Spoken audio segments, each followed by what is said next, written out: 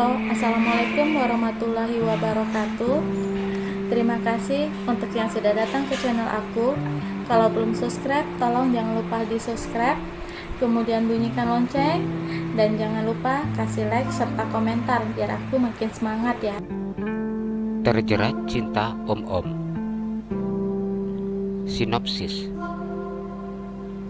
Tidak ada yang pernah mengetahui seperti apa takdir. Perjalanan hidup sudah diatur, hanya tinggal kita menjalankannya.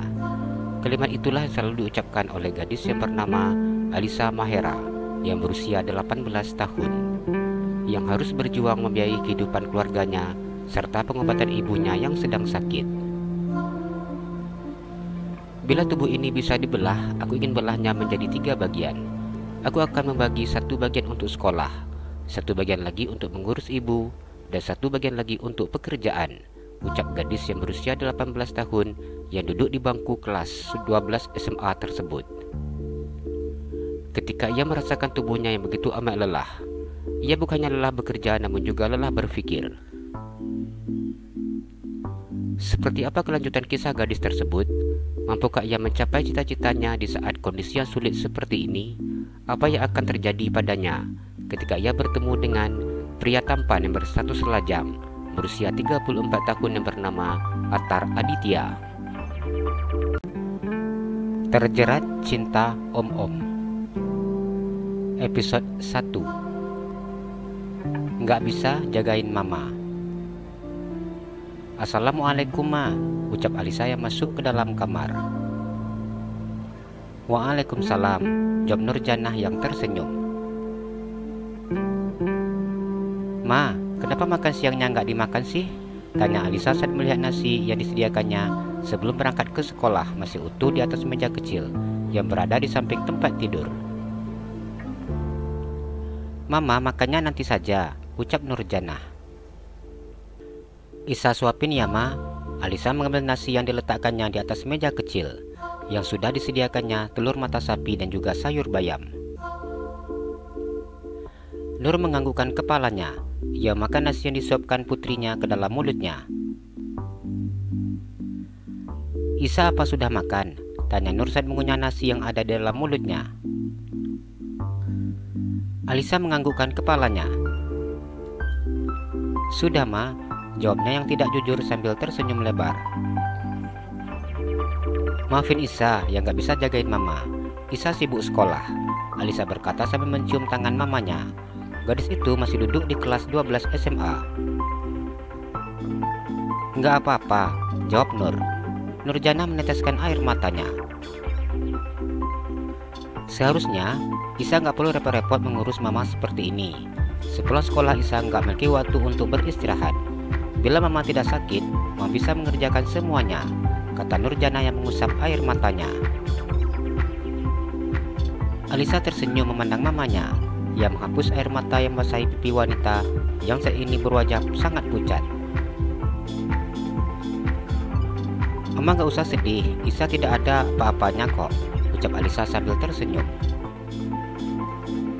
Setelah memberikan mamanya makan, Alisa mengambil obat yang ada dalam plastik yang berada di atas meja kecil.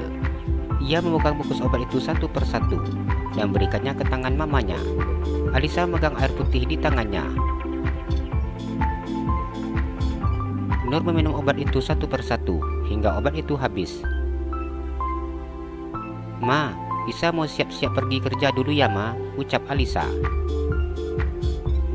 Mata Nurjanah berkaca-kaca memandang wajah putrinya yang tampak begitu sangat lelah. Ia kemudian menganggukkan kepalanya. Alisa pergi meninggalkan kamar tersebut. Ia mandi dan kemudian memakaikan baju kerjanya. Alisa bekerja di sebuah coffee shop sepulang sekolah. Ma, Isa pergi dulu ya. Alisa berpamitan dan menyelami tangan mamanya. Ia sungguh tidak tega meninggalkan mamanya itu sendirian di dalam rumah. Namun, Alisa juga membutuhkan uang yang cukup banyak untuk bisa mengobati mamanya. Nurjanah menganggukkan kepalanya. Hati-hati ya nak, ucapnya kemudian. Alisa sudah melangkah kakinya memutar kepalanya ke belakang. Ia tersenyum memandang mamanya dan kemudian menganggukkan kepalanya. Iya ma, Nanti untuk makan malam Isa akan antarkan. Mama mau bubur ayam nggak? Tanya Alisa yang menatap mamanya. Mau, jawab Nurjana. Hati-hati nak kerjanya, ucap Nur dengan mata yang berkaca-kaca. Alisa tersenyum dan kemudian menganggukkan kepalanya. Mama nggak boleh sedih. Mama harus semangat agar Mama bisa cepat sehat, ucap Alisa yang tersenyum kepada mamanya tersebut. Nurjana hanya diam memandang putrinya. Ibu mana yang tega melihat putrinya yang begitu belia harus menanggung beban seberat ini. Selain sekolah, putrinya juga harus mencari nafkah dan mencari uang yang banyak agar bisa memberikannya pengobatan. Walaupun biaya pengobatannya sudah ditanggung oleh pemerintah daerah, namun terkadang banyak obat-obatan yang di luar dari jam kesmas. Mama sudah nggak ada gunanya lagi hidup. Hidup Mama sudah menyusahkan Isa, ucap Nurjana dengan suara yang begitu sangat lemah terdengar di telinga Alisa. Mama jangan ngomong gitu. Saya ini cuma Mama yang Isa punya. Isa nggak mau. Mama kenapa-kenapa, Alisa berkata sambil menangis. Mama jangan mikirin apa-apa. Yang terpenting Mama sehat, hanya itu, imbuh Alisa. Alisa mencium punggung tangan yang sudah semakin kurus. Alisa pergi meninggalkan Nurjana setelah ia berpamitan dan menutup pintu itu dari luar. Bu, ibu, Alisa yang memanggil tetangga di sebelah rumah sewanya.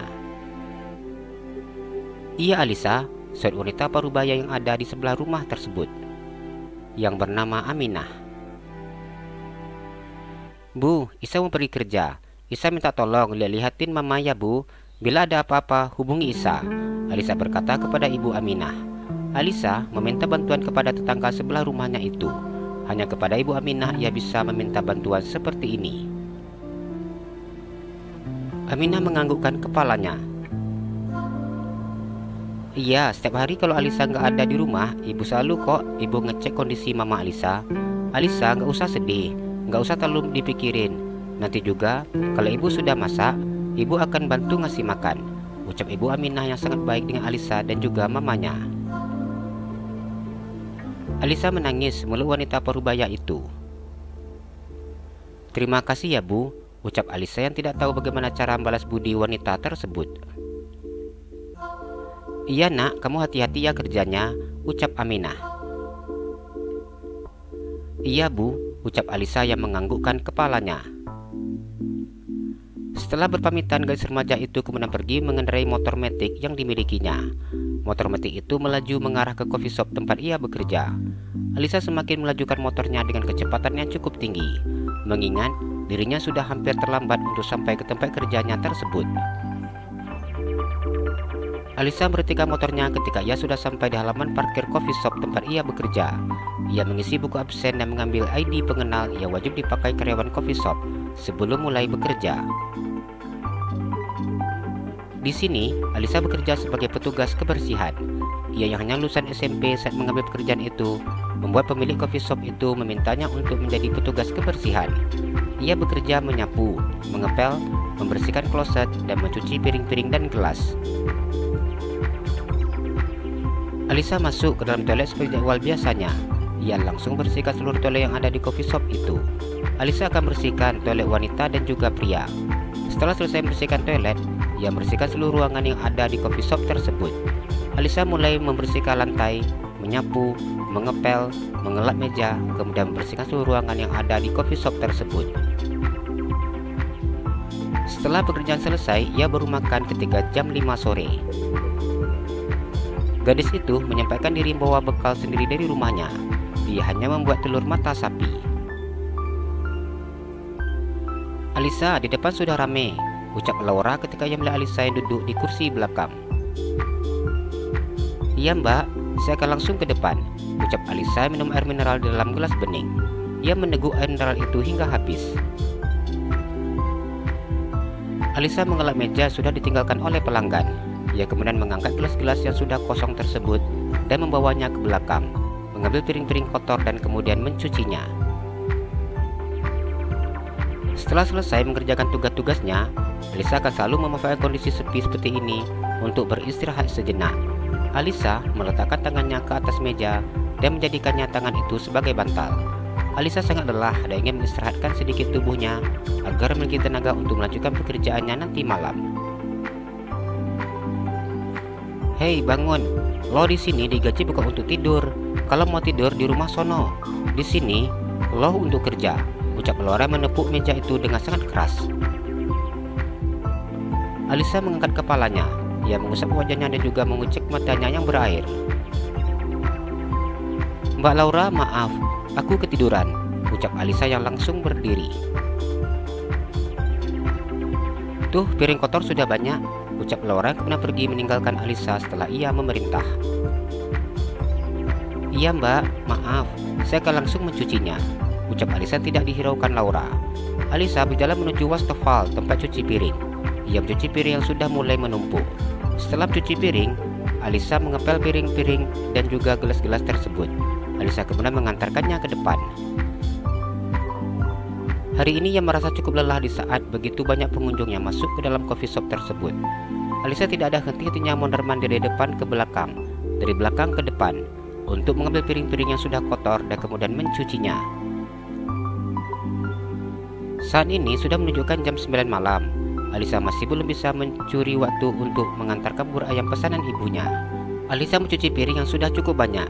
Ia mengusap air matanya ketika membayangkan bagaimana ibunya di rumah sendirian dalam kondisi yang sakit, sedangkan dirinya tidak mampu menjaga ibunya tersebut. Ingin rasanya Alisa membagi tubuhnya menjadi 3 bagian agar bisa bagi rata seluruhnya. Satu bagian menjaga ibunya, kemudian untuk sekolah, dan satu bagian lagi untuk mencari uang.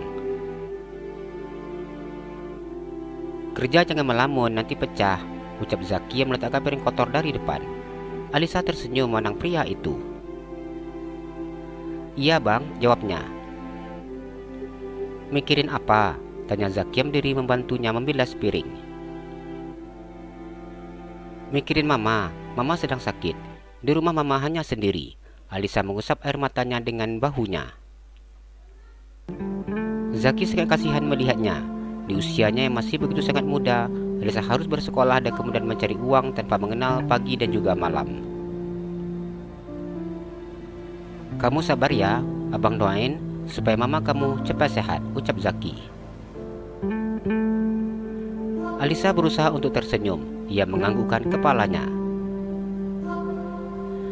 Isa nggak mau kehilangan mama bang. Isa akan berusaha untuk dapat duit yang banyak biar bisa mengobati mama, tekad Alisa. Zaki mengusap kepalanya. Sudah, jangan nangis. Nanti dikain orang abang yang sudah jahatin kamu lagi, ucapnya. Alisa mengusap air matanya dan menganggukkan kepalanya. Ya udah, abang ke depan lagi ya. Di depan lagi rame, ucap pria bekerja sebagai barista tersebut. Apa yang ini udah tinggal dibawa ke depan kan? Tanya Zaki saat melihat gelas-gelas yang sudah dikeringkan. Iya bang, jawab Alisa. Setelah selesai mencuci piring, Alisa duduk di kursi yang ada di belakang. Ia melihat jari-jarinya yang sudah mulai keriput karena terlalu lama mencuci piring. Episode 2, Pom bensin. Jam 11 malam Alisa baru sampai di rumahnya. Ia membuka pintu rumahnya yang sudah terkunci. Biasanya Ibu Aminah yang mengunci pintu rumah tersebut. Alisa masuk ke dalam rumahnya setelah membuka pintu rumahnya. Ia masuk ke dalam kamar dan melihat mamanya yang sudah tertidur. Melihat mamanya seperti ini, Alisa merasa begitu tidak tega. Ia baru bisa pulang di jam 11 malam untuk mengantarkan makanan malam mamanya. Gadis itu berdiri tidak jauh dari tempat tidur mamanya. Dengan cepat Alisa mengusap air matanya. Isa berharap mama bisa bertahan sampai Isa dapat duit untuk pengobatan mama, ucapnya di dalam hati. Alisa berjalan mendekati wanita yang saat ini berbaring di atas tempat tidur. Wajah putih mamanya tampak begitu sangat pucat. Dalam minggu ini, Alisa harus bisa mencari uang untuk menebus obat-obat mamanya. Alisa mengambil tangan mamanya dan mencium tangan mamanya. Nur terbangun dan melihat putrinya yang sudah pulang. Ma, maafin Isa yang baru pulang. Ini bubur ayamnya. Tapi Isa nggak bisa suapin mama. Isa mau langsung ke pom bensin. ucap Alisa yang sangat terburu-buru. Nur tersenyum dan menganggukkan kepalanya. Tidak apa, Mama makan sendiri, ucapnya. Mama beneran bisa makan sendiri? Tanya Alisa. Iya bisa, jawab Nur yang tersenyum dan meyakinkan putrinya. Alisa menyusun bola bantal untuk menyerangkan punggung mamanya. Ia kemudian mengangkat tubuh mamanya agar posisi duduknya sedikit naik ke atas. Alisa mengambil bubur ayam yang sudah dibukanya dari box putih busa dan memberikannya kepada mamanya. Buburnya wajib dimakan ya Ma, ucap Alisa. Nur tersenyum dan kemudian menganggukkan kepalanya. Isa siap-siap sebentar ya Ma, ucapnya. Iya nak, ucap Nur yang berusaha menahan air matanya yang serasa akan meluncur begitu saja saat melihat putrinya hanya pulang sebentar untuk mengantarkan ia bubur ayam dan mengganti baju. Nur menganggukkan kepalanya sambil memejamkan matanya. Alisa langsung bergegas masuk ke dalam kamarnya dan mengganti bajunya dengan seragam merah. Malam ini ia akan berjaga di pom bensin. Ma, Isa berangkat dulu ya, pamit Alisa memegang tangan mamanya dan mencium tangan wanita itu. Nur menganggukkan kepalanya. Hati-hati ya nak, ucapnya akan melepaskan putrinya berangkat kerja. Nur melihat jam yang tertempel di dinding kamarnya yang sudah menunjukkan jam 23.20 menit. Iya Ma, Mama jangan cemas. Isa jaga pom malam itu santai Ma. Isa akan tidur bila kondisi sepi. Jadi Isa bisa beristirahat nanti, ucapnya yang mengetahui apa sedang dipikirkan oleh mamanya itu. Nur menganggukkan kepalanya. Ia sudah tidak dapat lagi berbicara. Rasa sesak di dadanya begitu sangat membuatnya tidak mampu untuk mengeluarkan kata-kata dari mulutnya. Ia hanya memandang putrinya yang sudah memakai baju berwarna merah. Air matanya menetes ketika melihat senyum putrinya yang begitu sangat cantik saat menatapnya. Gadis itu mengendarai motornya di jam yang sudah menunjukkan jam 23.30. Di saat orang sudah mulai terlelap di atas tempat tidur, ia masih harus bekerja hingga nanti subuh. Alisa menerobos jalan yang sudah sunyi. Hal seperti ini sudah dilaluinya sekitar 4 bulan. Awal mulanya ia cukup takut melakukan aktivitas seperti ini ketika mengendarai motor di jalan yang sudah sepi. Namun saat ini Alisa sudah terbiasa. Alisa memarkirkan motornya di parkiran. Ia kemudian berjalan mendekati tangki minyak tempat dirinya bekerja. Alisa membawa satu kotak nasi goreng dan air minum di botol plastik yang dibawanya dari rumah. Alisa membeli nasi goreng sebelum sampai di pom bensin. Baru datang Isa, tanya Edo, security pom bensin tersebut.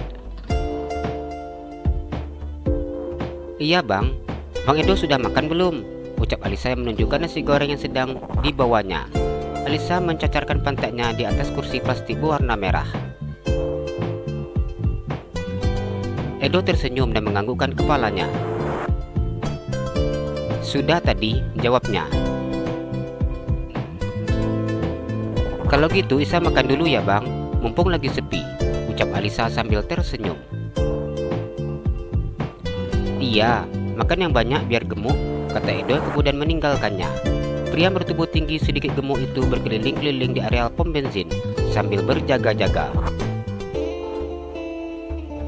Hai Alisa, ucap Alvin. Iya Bang Alvin, jawab Alisa yang mengunyah nasi goreng di mulutnya. Enak ya makan nasi gorengnya, ucap Alvin saat melihat Alisa yang sedang makan. Alisa tersenyum dan menganggukkan kepalanya. Bang Alvin mau, tawar Alisa memberikan sendok yang ada di tangannya. Mulut gadis itu terisi penuh dengan nasi yang tadi disendoknya cukup besar. Maulah, apalagi kalau disuapin, gurau Alvin yang menggodanya. Alisa hanya tersenyum. Ini bang, makan, ucap Alisa. Ia berbicara dengan mulut yang berisi. Nggak usahlah, abang tadi udah makan, cuma bercanda aja, Ya udah lanjutin Sa makannya, jangan buru-buru makannya nanti keselap, saran Alvin duduk di dekat pengisian minyak. Alisa tersenyum dan menganggukkan kepalanya. Hanya Alisa satu-satunya karyawan wanita di pom bensin yang bekerja di jam 12 malam ke atas. Setelah menghabiskan nasi goreng dan juga minuman air mineralnya, Alisa menyandarkan punggungnya di sandaran kursi plastik. Alisa merasakan matanya sudah mengantuk, ditambah lagi suasana pom yang sepi. Bang Alvin, Isa tidur sebentar ya, nanti kalau rame bangunin Isa, pinta Alisa. Alvin menganggukkan kepalanya. Iya boleh, ucapnya. Alvin tahu bahwa gadis itu akan bersekolah besok pagi. Alisa menyandang kepalanya di tangki pengisian minyak. Ia kemudian memejamkan matanya dan tertidur dengan posisi duduk. Tidur dalam posisi duduk seperti ini sudah sering dilakukannya. Alisa akan selalu memanfaatkan situasi seperti ini. Bisa tidur 1 jam saja Alisa sudah sangat bersyukur. Alisa terbangun ketika suara klakson mobil yang mengejutkannya. Di jam tengah malam seperti ini, hampir rata-rata yang masuk ke pom bensin mobil-mobilnya Fuso yang besar. Pada umumnya, mobil Fuso itu memiliki jam tengah malam untuk mengisi bahan bakar minyak mobilnya, guna menghindari antrian panjang di siang hari. Alisa bangun dan mengisi solar ke dalam mobil Fuso tersebut. Walaupun tidak antri panjang, namun ada sekitar 2 hingga 3 mobil yang selalu antri saat ia mengisi bahan bakar minyak mobil itu. Alisa tersenyum ketika ia melihat jam yang sudah menunjukkan jam 4.50 subuh. Itu artinya jam kerjanya sudah selesai. Dengan penuh semangat Alisa mengemas barang-barangnya serta menyelesaikan laporan penjualannya dan memberikan uang hasil penjualannya di kantor.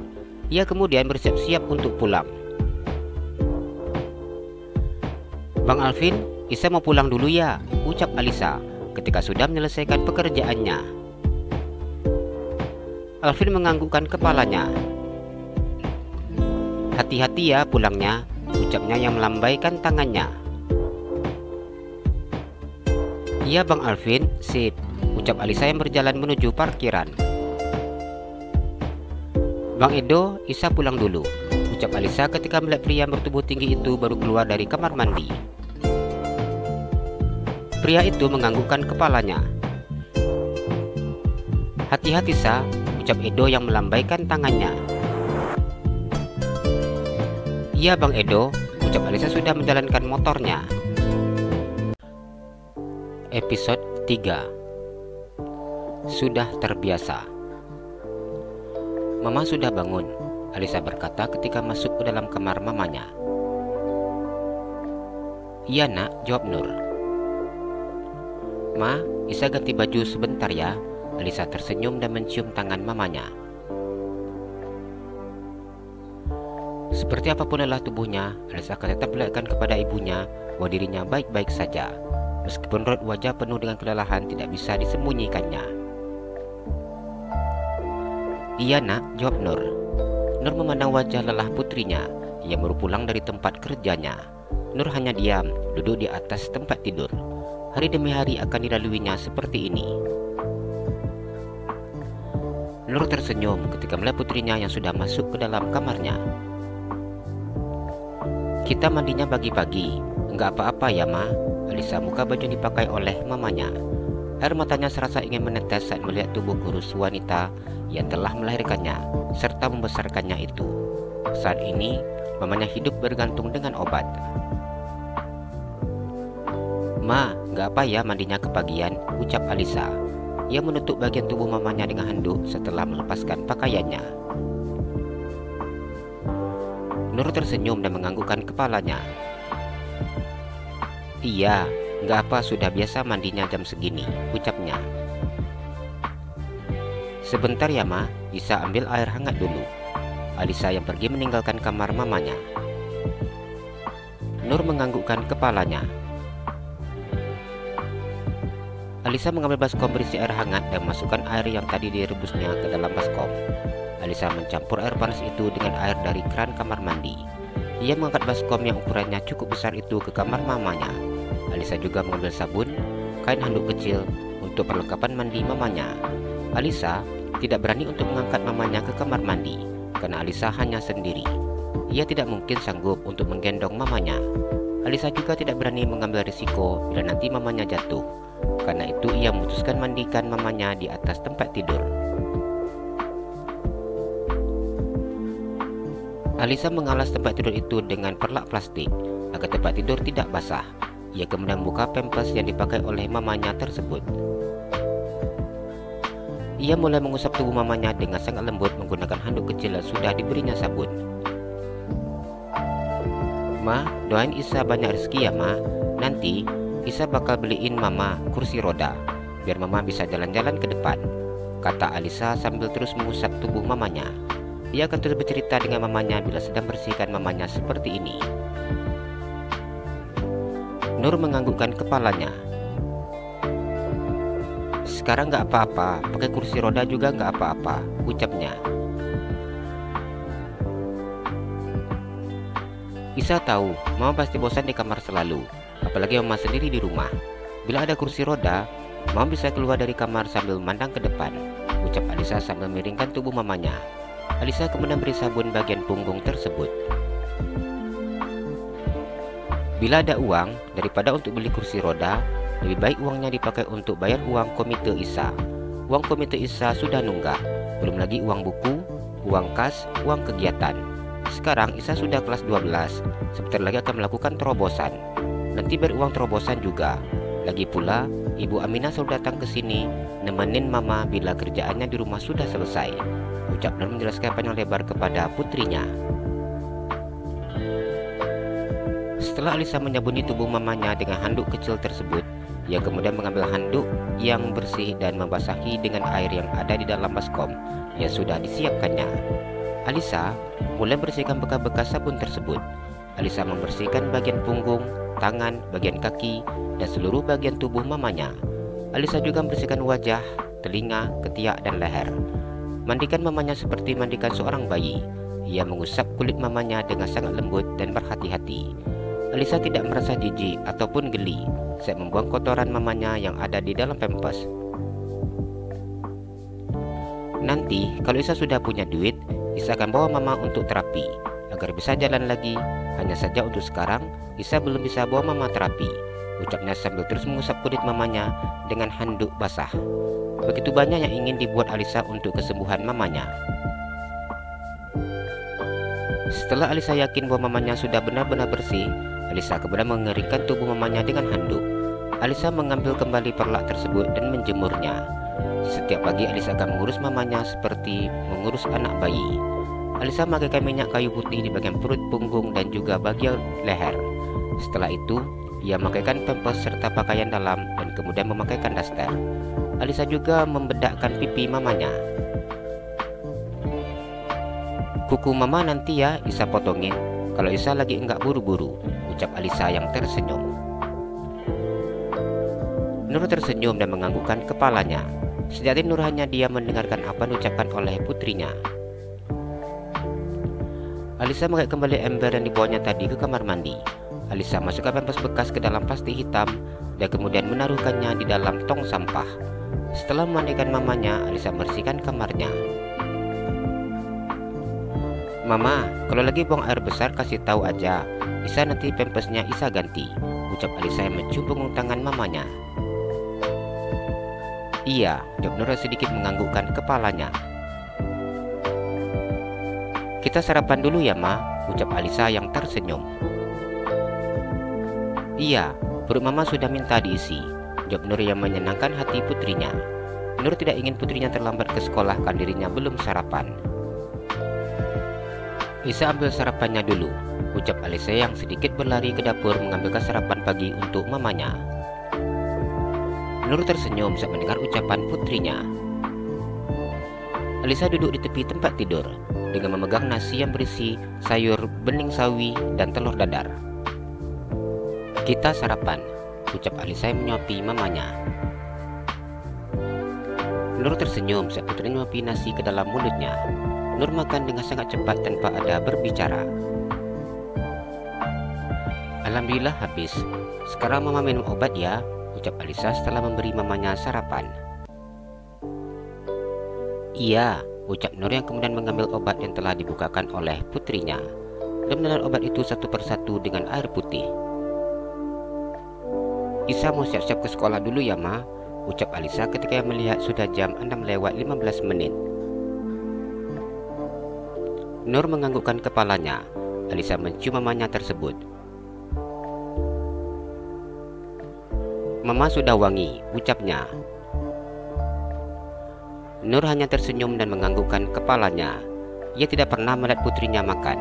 Seperti saat ini setelah putrinya pulang bekerja, putrinya akan langsung mengurusnya, mandinya, memberinya makan dan obat. Bahkan ia tidak tahu kapan putrinya itu makan. Setelah suaminya meninggal dalam kecelakaan sekitar 4 bulan yang lalu, Alisa menjadi tulang punggung keluarganya. Suaminya berprofesi sebagai tukang ojek online, mengalami kecelakaan ketika menjemput putranya yang bernama Rehan. Saat itu, Rehan masih duduk di kelas 6 SD. Rehan meninggal di tempat bersama dengan Ahmad. Setelah kepergian suaminya, Nur merasa sangat kaget saat harus kehilangan suami dan juga putranya, sehingga membuatnya mulai depresi. Setelah 2 minggu kepergian suaminya, ia jatuh saat penyakit jantungnya kumat. Nur merasa jantungnya begitu sangat sakit dan juga sesak. Ia memang sudah memiliki riwayat penyakit jantung. Pada saat itu, ia hanya sendiri di rumah, sedangkan Alisa sudah berangkat ke sekolah. Nur baru sadar dan saat melihat ke sekelilingnya, ternyata dia sudah ada di rumah sakit. Nur syok ketika di kakinya sudah tidak bisa digerakkan. Dokter memvonis dirinya stroke. Nur mengalami stroke setengah badan yang mengakibatkan kakinya lumpuh total. Pada saat itulah putrinya harus bekerja dan juga sekolah untuk membiayai kehidupannya dan juga biaya pengobatannya. Meskipun biaya pengobatannya ditanggung oleh Jamkesda, namun hanya untuk obat-obat generik. Di luar dari obat generik, maka semuanya dibeli secara pribadi. Putrinya selalu mencari uang untuk membelikan obat-obat tersebut. Ma, Isa berangkat dulu ya, ucap Alisa mencium pipinya dan juga tangan mamanya. Alisa berangkat ke sekolah dengan tampilan yang tidak rapi. Alisa terlihat begitu sangat terburu-buru. Sekolah yang benar, jangan pikirkan mama terus, ucap Nur tersenyum saat melihat putrinya. Alisa tersenyum dan menganggukkan kepalanya. Alisa berlari meninggalkan kamar tersebut. Alisa memarkirkan motornya di deretan parkiran sepeda motor yang ada di sekolahnya. Alisa mulai berlari dari parkiran motor saat mendengar bel sekolahnya yang sudah berbunyi. Alisa berlari sambil merapikan rambutnya yang panjang dan mengikatnya. Alisa berhenti di depan kelasnya dan mengikat tali sepatunya. Ia kemudian masuk ke dalam kelas dan duduk di kursinya. Baru sampai, ucap Karen duduk di sebelahnya. Alisa tersenyum dan menganggukkan kepalanya.